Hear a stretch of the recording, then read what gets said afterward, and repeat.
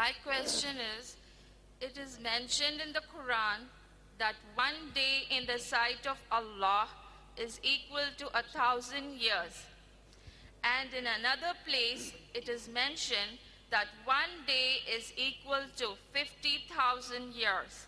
Isn't the Quran contradicting itself? Please explain.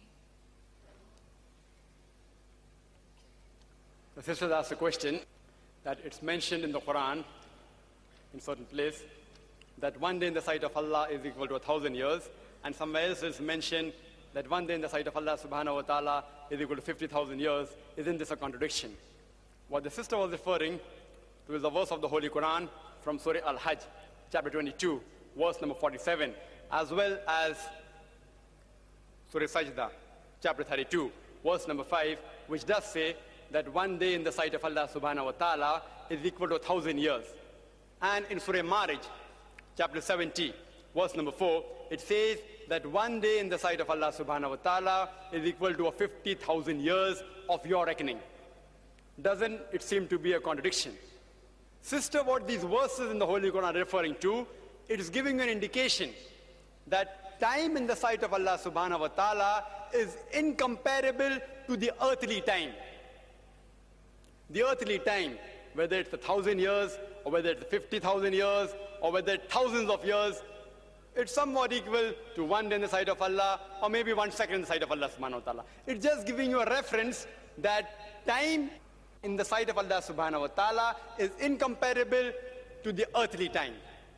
But even if you want to take these verses literally, still there's an explanation for that.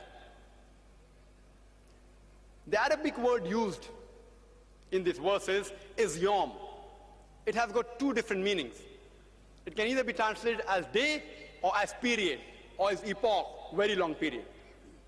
So if you read this verse of Surah Sajda, chapter 32, verse number 5, it says, it is Allah who rules the affairs from the heavens to the earth. And all these go up to him on a day, which is equal to 1,000 years of reckoning.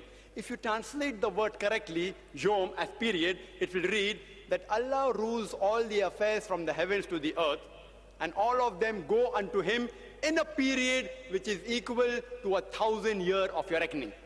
Surah Marriage chapter 70, verse number 4 reads that the spirits and the angels, they ascend unto Allah subhanahu wa ta'ala in a day which is equal to 50,000 years of your reckoning. If you translate it correctly, yom as period, it will read that the spirits and the angels ascend unto Allah subhanahu wa ta'ala in a period equal to 50,000 years.